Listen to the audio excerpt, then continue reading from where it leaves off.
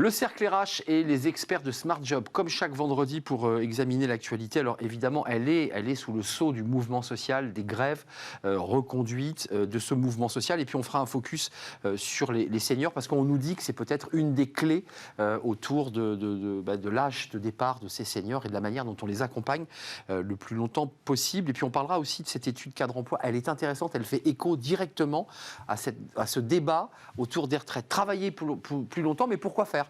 Est-ce qu'on a envie de travailler plus longtemps ? Cette question est posée par Cadre Emploi. Avec nous, et très régulièrement avec nous d'ailleurs, Marine Balançard. Bonjour Marine, je vous souhaite une très belle année, car on ne s'est pas vu, me semble-t-il, et si je ne vous l'ai pas souhaité, je vous la souhaite très belle. Directrice générale du cabinet Ariséal. À vos côtés, François Vigne. Bonjour François. Bonjour. Associé Sycomore Corporate Financement des entrepreneurs et dirigeants chrétiens. Une très belle année à vous. Merci et Jean-Christophe Sibéras, qui est déjà venu, à qui je crois avoir déjà souhaité une bonne année. Ça porte malheur de leur dire une deuxième fois, cofondateur de Newbridge, et puis DRH dans plusieurs entreprises, Renault notamment, mais Pôle emploi. DRH de Pôle emploi. De Pôle emploi. D'abord, commençons par ce mouvement social. Juste d'un mot, est-ce que vous êtes inquiet de la manière, parce que c'était une première journée reconductible avec des raffineries bloquées, avec des services publics arrêtés, avec des transports.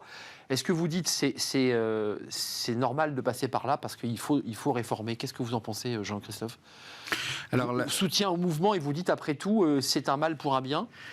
Non mais alors, ce qui se passe, et on l'entendait aujourd'hui pas mal, c'est que ça doit faire en 30 ans la 6e ou 7e réforme, et en 30 ans, c'est la 6e ou 7e fois qu'il y a des manifs pareils. 800 000, 1 million de personnes dans la rue. Il y a une espèce de tradition. C'est selon les syndicats et selon la préfecture. Enfin, voilà. C'est un vieux... Mais quand même, globalement, il n'y a pas de surprise. Quelque part, on est dans un processus presque, j'ai envie de dire... de théâtralisation. J'allais dire habituel. Ouais. Et du coup, qu'est-ce qui pourrait faire que cette fois-ci, c'est pas comme les autres fois ? Parce que finalement, les autres fois, les réformes sont passées, sauf Juppé en 95. Et au fond, qu'est-ce qui fait que cette fois-ci, il y a des choses qui pourraient démarrer ?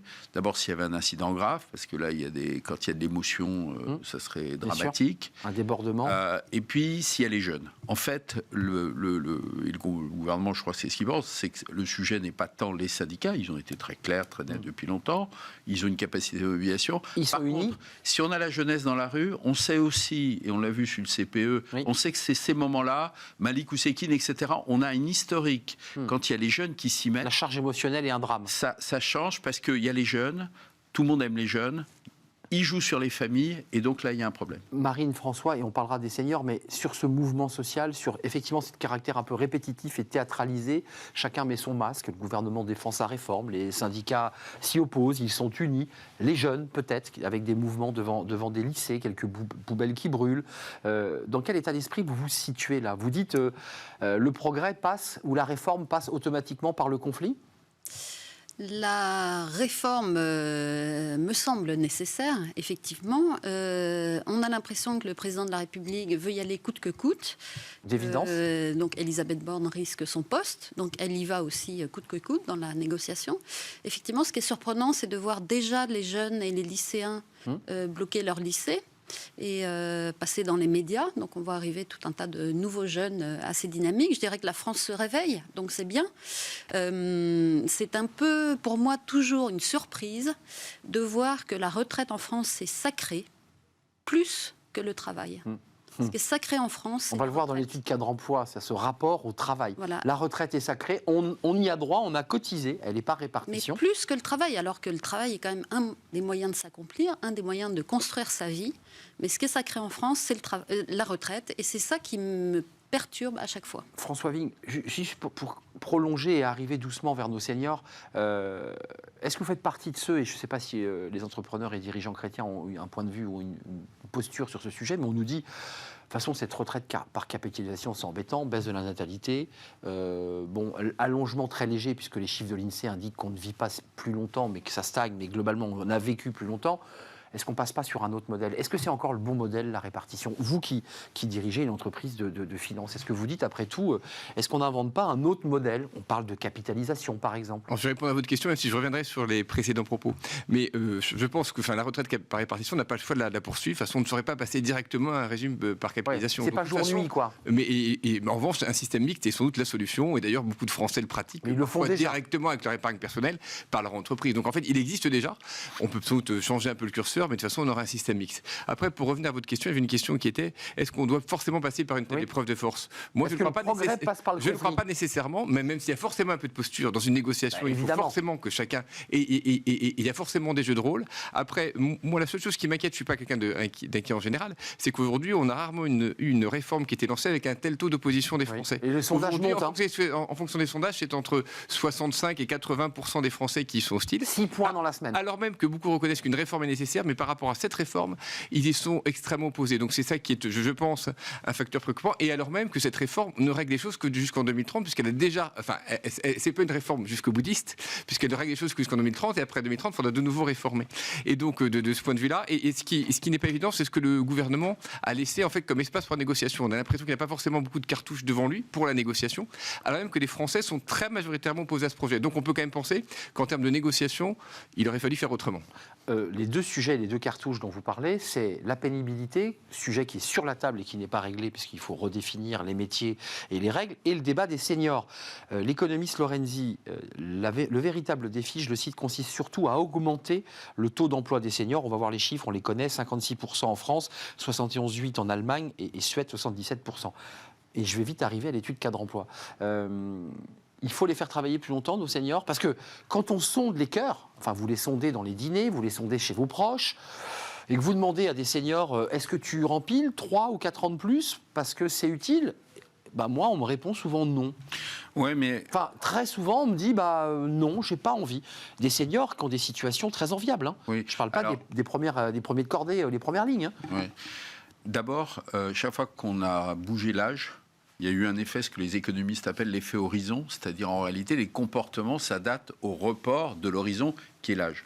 Donc de toute façon, premier facteur, les seniors vont travailler plus, parce qu'on reporte leur horizon. De fait, même s'ils n'en ont pas envie. Et deuxièmement, les entreprises, dans un contexte de pénurie de main-d'œuvre, aujourd'hui, même si on dit que des fois, elles se débarrasse des seniors, ce qui n'est pas d'ailleurs toujours le cas, mais enfin bon, mettons qu'elle le fasse. De toute façon, dans les pénuries de main-d'œuvre, il faut ajuster les besoins. Il y a des gens aujourd'hui à qui on demande de rester plus longtemps, même s'ils ont envie de partir. Je parle des entreprises, parce que si quelqu'un s'en va, on le remplace par qui? Et aujourd'hui, la question, il faut trouver les gens par qui, etc. C'est vrai. Donc en réalité, la situation du marché du travail, on verra si ça continue. 2, l'effet horizon. Et puis je voudrais quand même insister sur un truc, c'est que s'il y a des gens qui partent avant l'âge de la retraite, qu'est-ce qu'ils font? C'est qu'aussi aujourd'hui, il y a eu quand même des pratiques, y compris à la demande des salariés, de bien vouloir passer un peu à l'assurance 2 ou 3 ans, chômage, faire un peu une soudure.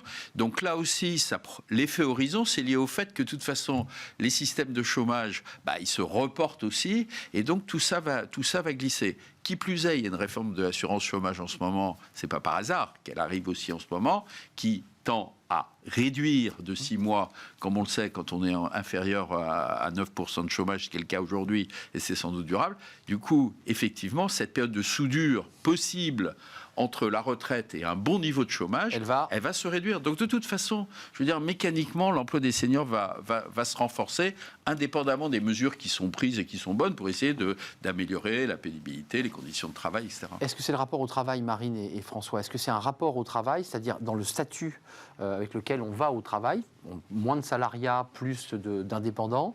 Est-ce que les entreprises ne savent pas donner envie à leurs cadres, à leurs seniors de continuer l'aventure? C'est quoi le sujet là qui est sur la table quand on nous dit il y a un sujet senior? Moi, en tant que femme, je peux vous dire que les femmes sont encore moins privilégiées ou encore plus atteintes par les départs, par les carrières hachées. On dit les carrières accidentées parce qu'on a des enfants, etc. Mais il faut dire des carrières très riches plutôt. On a des carrières. Qu'est-ce que c'est vilain comme mot? Mais les premières à partir dans les plans sociaux ou à partir à la retraite anticipée, poussées par l'employeur, c'est quand même aussi les femmes. Dans les plans sociaux, il y a les seniors et les femmes qui partent. Donc voilà. Mais moi, François, je vais vous soumettre l'étude cadre emploi où quand même les Français, 7 talents sur 10 prêts à refuser une offre d'emploi en raison d'une expérience de recrutement négative, ce qui répond à ce que dit Jean-Christophe. Et puis en bout de chaîne, il y a des Français à 70% qui disent je ne vais plus. Je ne vis plus pour travailler, donc ce qui nous renvoie au débat de la retraite, mais je travaille pour vivre, pour libérer du temps, faire des loisirs, m'occuper de mes enfants.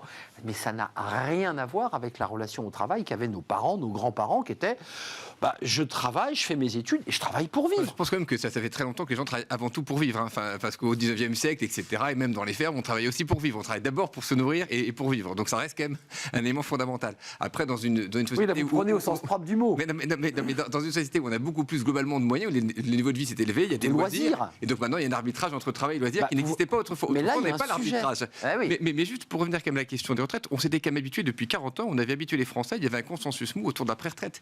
Les salariés étaient d'accord, l'État était d'accord, les entreprises étaient d'accord. Donc tout le monde était d'accord là-dessus. Et c'était une façon de traiter le chomage à l'époque. On a fait ce choix pour traiter le traitement social du chômage d'après-retraite. Maintenant, il faut déshabituer les Français à ça parce qu'on les habitue à ça pendant 40 ans. Il n'est pas étonnant qu'ils résistent. On leur a dit pendant 40 ans, c'est la solution. Après, quand on s'intéresse aux solutions, il y a trois choses sur le travail des seniors. Est-ce que moi je suis une entreprise, est-ce que je garde mes seniors? Est-ce que j'embauche des seniors? Est-ce que ça m'est utile? Excusez-moi, mais est-ce que je garde mes seniors ou est-ce que je les fais sortir en me disant je préfère les remplacer par des jeunes? Est-ce que j'embauche des seniors, qui est aussi un autre choix, ou est-ce que je n'embauche que des jeunes? Je n'embauche pas après 45 ans parce que j'ai pas envie d'avoir des gens trop vieux.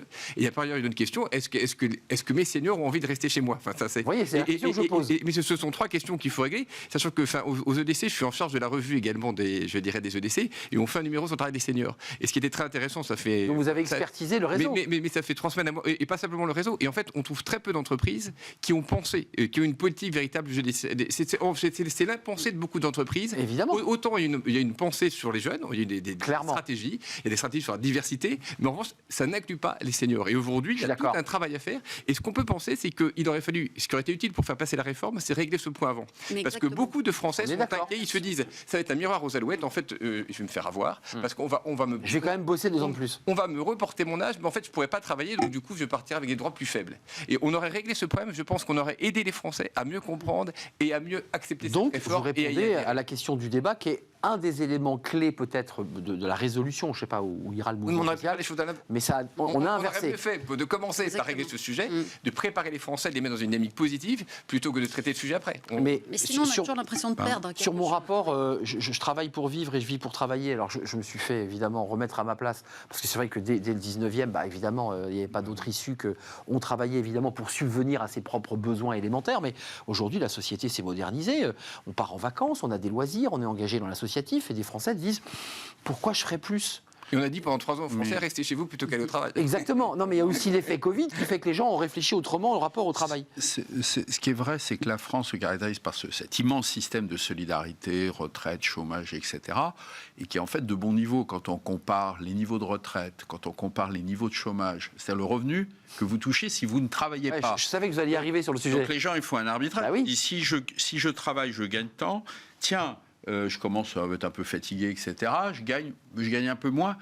Et puis, j'ai moins de charges, les enfants sont plus là, la maison est payée. Je fais de l'arbitrage. Donc, c'est pas complètement illogique. À un moment donné, les gens se disent, moi, ça fait 30, 40 ans que je trime. Et puis, finalement, voilà, si mon entreprise, en plus, n'a pas une politique très dynamique... Ou même que je bosse, d'ailleurs, enfin, tout simplement. Voilà. Et donc, bon, après, très honnêtement, moi, j'ai parti d'une génération, mais pas si vieille. En 2009-2010, le gouvernement nous a dit, les grandes entreprises négociaient des accords seniors. Donc, on l'a fait il y a 10 années. On y arrive, le traitement social. Mais c'était vachement intéressant. Premier truc, les salariés ont horreur qu'on dise vous êtes senior. Premier truc. Donc, vous partez à la casse, quoi. Donc le DRH, il arrive. Moi, la première chose que j'ai fait, c'est enlever le mot senior de l'accord. Bonne idée. Dans mon accord, on a quand même négocié, on a trouvé un accord, on a mis seconde partie de carrière, de manière très... C'est pas mal, c'est pas mal. Et puis effectivement, voilà, et donc, bon... Et puis vous voulez pas les conseiller, Elisabeth Borne Deux, on s'est dit aussi, effectivement, on avait quelques indicateurs. Alors, je crois qu'il y a un indicateur qui est très, très important. C'est la question de l'accès à la formation, parce que malgré tout, les entreprises, ça bouge. Donc, effectivement, on a été très, très vigilants, etc. Après, on s'est dit aussi... on a développé, pas mal d'entreprises l'ont fait, du mentorat inversé, c'est-à-dire en fait se rendu compte que les jeunes pouvaient aussi aider les seniors. On pense bien sûr aux techno, au digital, etc. Donc on a quand même fait un certain nombre de trucs. Ceci dit, quoi que vous fassiez des trucs, l'arbitrage individuel que fera le salarié au bout d'un moment, en se disant qu'est-ce que je fais ? J'ai 61, j'ai 59. J'ai fait mon compte. Bon, je fais mes arbitrages, j'ai plus besoin de gagner autant peut-être que ce que j'avais avant. Par contre, j'ai envie de faire d'autres trucs. Quand vous avez le conjoint aussi qui peut s'arrêter de travailler, l'homme ou le femme, ça a pas mal d'effets. Oui. Et puis vous avez raison, la société des loisirs, etc. Il faut plutôt s'en féliciter aussi. Marine, juste, vous avez démarré l'émission en disant moi je la soutiens cette réforme. Vous dites il faut la faire. Et en même temps, on voit bien les freins ou la complexité ou les absences de sujets traités qui quand même vont nous conduire d'évidence à un conflit qui risque d'être dur, douloureux pour notre économie. Vous êtes toujours, vous soutenez toujours cette réforme, malgré le contexte. Je ne dis pas que sur le fond, elle n'est pas à faire. Mais il faut la faire, puisque l'espérance de vie fait que bientôt, on va être plus longtemps. Je suis allé voir les chiffres de l'INSEE, on ne progresse pas, on ne vit pas plus longtemps, on stagne. On a moins d'enfants. On a moins d'enfants. Non, mais comme je l'ai dit la dernière fois, on les a plus tard. On fait 25 ans d'études et 25 ans de retraite en moyenne. Donc bientôt, on va travailler moins. On va passer moins de temps au travail dans sa vie que... Mais on avait une invitée juste avant qui a écrit ce livre, La savoir innover chez l'Harmattan, et qui nous disait, au moment où on préparait l'émission, qui me disait attention aux seniors en colère, ceux à qui on va obliger à travailler plus, parce que cette réforme va les faire travailler plus. Ça ne sera pas des seniors qui vont innover, qui vont inventer, qui vont être créatifs. Ça va être des gens en colère, qui vont avoir l'impression qu'on leur a mis le pistolet sur la tempe pour les obliger à travailler 2 ans de plus. Je ne suis pas d'accord. Non, mais je soulève le débat. Marine, un mot et François. Une vie, comme dirait Jung, la première partie de sa vie, on consolide, on travaille pour s'assurer de quoi vivre, de quoi manger, de quoi habiter. Et la deuxième partie de vie, c'est, d'après Jung, l'épanouissement, le développement personnel, l'individuation. Et dans le travail, ça permet de devenir ce que l'on est, ça permet de contribuer à la société. De se construire, de devenir ce qu'on doit devenir. Et c'est pas, je pense, dans les loisirs, le but d'une vie, c'est pas d'avoir des loisirs, c'est de contribuer au collectif. Mais après, il y a également un troisième temps de la vie où on se retire du monde, qui est le temps de la retraite d'ailleurs. Entrepreneur et dirigeant chrétien. Je suis d'accord. Mais c'est vrai, c'est un cycle. Ce sont les 3 âges de la vie. Donc il y a également le temps de la retraite. La question, c'est de savoir à quel moment il doit venir. Mais juste, au sens spirituel du terme, d'ailleurs. Oui, c'est un retour sur soi-même. Un retour sur soi-même et une façon également de transmettre, de se retirer du monde, de laisser la place aux autres et d'être finalement également apaisé avec soi-même et avec sa vie. Mais sachant que si on en revient à la question aussi... Le retraité en colère ou le senior en colère. Aujourd'hui, moi je vois un sondage qui est publié dans Le Point ce matin. La majorité des Français, plus de 80% des Français sont d'accord avec le fait qu'il faut réformer les retraites. Ils sont conscients que le système va dans le mur. Après, ils ne sont pas d'accord avec cette retraite, cette réforme, sans être capable de dire... Peut-être qu'ils regardent les pensions qu'ils reçoivent et qu'ils considèrent qu'elles ne sont pas assez élevées. Mais ils sont tous conscients également que le système va dans le mur et qu'à un moment, on ne pourra plus le financer. Après, la question, c'est comment on le réforme. Manifestement, cette réforme ne répond pas à leurs attentes et on aurait sans doute pu mieux la négocier. Il y a également tout un autre point qui sera traité dans une réforme qu'on aurait pu faire également, qui est le régime de la dépendance. Parce que quand vous êtes à la retraite, il faut aussi réfléchir à l'après et comment j'ai juste ma retraite. Et je pense également une réforme qui aurait traité et la question du travail des seniors en entreprise et la question de la dépendance auraient été plus ambitieuses et sont peut-être plus à même de faire progresser les Français, de leur permettre d'accepter une réforme qui soit fondamentale et qui aille dans le bon. La dépendance, c'est un sujet à part entière en soi, parce que c'est un casse-tête. Oui, mais c'est quand même une partie importante de la vie. C'est quand même une partie importante de la vie pendant la retraite. Jean-Pierre Raffarin avait déjà accordé une journée un jour férié qui était. Il faudra la payer et c'est pas réglé. Et c'est pas réglé. Non, mais la dépendance, ça coûte très cher. Réglé. Donc effectivement, si on avait rajouté la question de la dépendance, partie de vie. Si on l'avait rajouté à la réforme, là, de toute façon, ça posait une question de financement entreprise. C'est vrai. problème Donc de charge. cotisation. Et deuxièmement, financement salarié. Et donc, est-ce que les Français sont prêts à avoir une cotisation obligatoire dépendance? Parce que nos systèmes, pourquoi on est tous en ébullition? C'est parce qu'on est tous liés par un système obligatoire. On a, grosso modo, pas le choix. Et donc, si on mettait la dépendance là-dedans, ça voulait dire qu'on avait réglé la question de savoir si on est tous d'accord pour rendre obligatoire et de faire des cotisations obligatoires Un système sur la solidaire. dépendance. Moi, j'attends de voir le référendum sur le sujet. Oui, mais il y a quand même un vrai problème qui se pose, et la situation Bien des sûr. EHPAD Entièrement d'accord. est un vrai problème. Et les Français sont payés. Un débat assurantiel. Un débat aussi. Ils le savent. Marine, vous voulez rajouter un petit mot? Oui, je trouve qu'il y a une partie des seniors peut ne pas trouver sa place en entreprise parce qu'il y a beaucoup de violence en entreprise. Et je pense que les entreprises gagnent à repenser aussi le rapport avec les salariés. Et je dis ça Le bien parce vivre que et le bien-être, ouais. Voilà, on voit les burn-out qui sont multipliés par 3 actuellement. C'est vrai, avec des chiffres terribles de l'OMS. 40% des managers disent qu'ils sont en mauvaise santé psychique à cause du travail. Et donc, c'est une invitation quand même. Donc vous voyez bien qu'on repose ma question, et le débat est clos, j'en suis désolé, mais le travail c'est la santé, comme le dit la chanson, on voit bien qu'aujourd'hui le travail peut aussi abîmer. Et donc ce qui inquiète probablement un certain nombre de salariés. Oui, C'est les deux. mais il y a un gros travail à faire au niveau des managers, formation des managers. merci. c'est un des points Mais faibles. n'oublions pas les gens qui travaillent dans des conditions pénibles, parce que tout le monde ne rêve pas forcément que le travail est épanouissant. Quand vous êtes cassé par le dos, par l'usure physique, par le poids des charges, c'est un vrai sujet. Le regret qu'on peut avoir, c'est qu'il y a des choses qui sont faites depuis un moment et qui continuent d'être dans la réforme et qui ne sont pas très valorisées dans le débat public. Les premières lignes, merci à vous trois. Le débat n'est pas clos et on va en continuer à parler de toutes les thématiques qui n'ont peut-être pas été traitées en amont, comme le disait François Vigne.